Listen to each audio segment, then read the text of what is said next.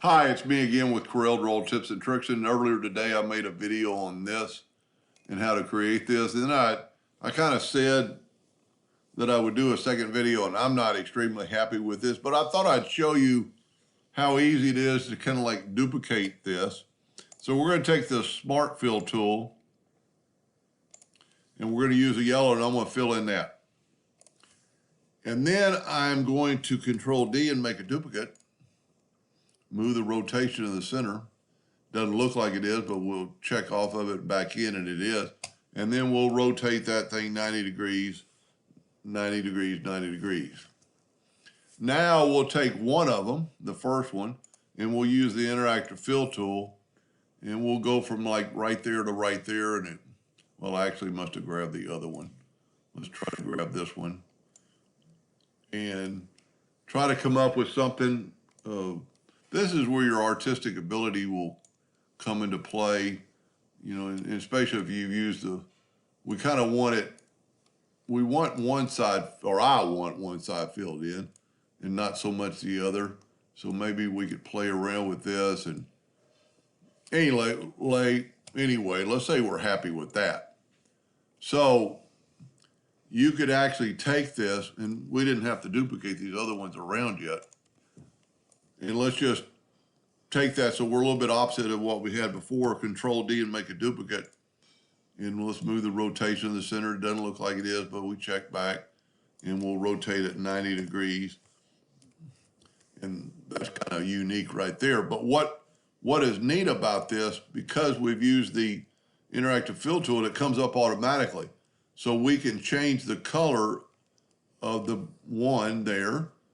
We can check on that one. Of course, it's off the screen. And we can change the color of that one. And then check the last one. And let's see what color we haven't used. And I'm not liking this whatsoever in the look of it, because it's too much white in the center where I had kind of a fade. So let's kind of back up.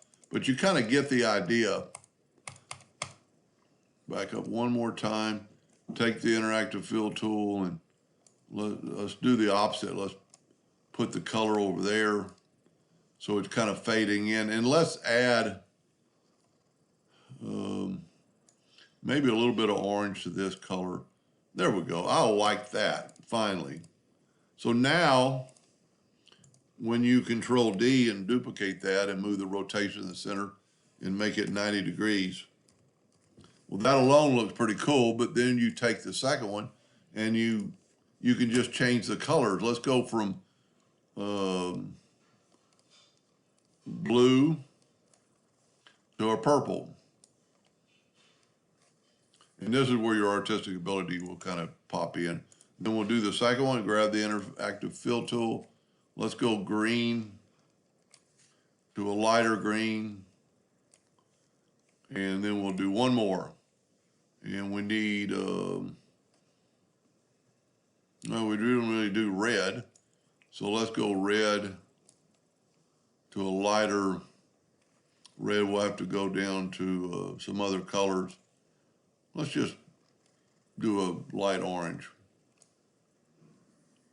And I'd actually, somehow I'm on the other one.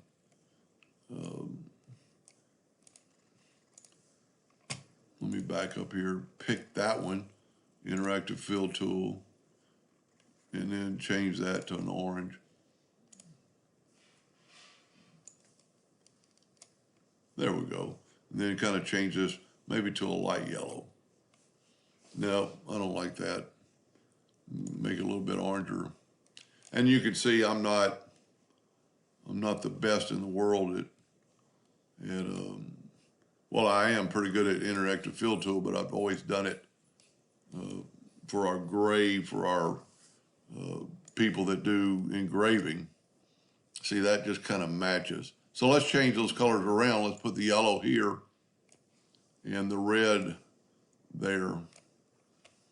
Not bad, not all that great, but let's take our outline tool, double click on it and make it 20 points and make it good and thick, and then make it white.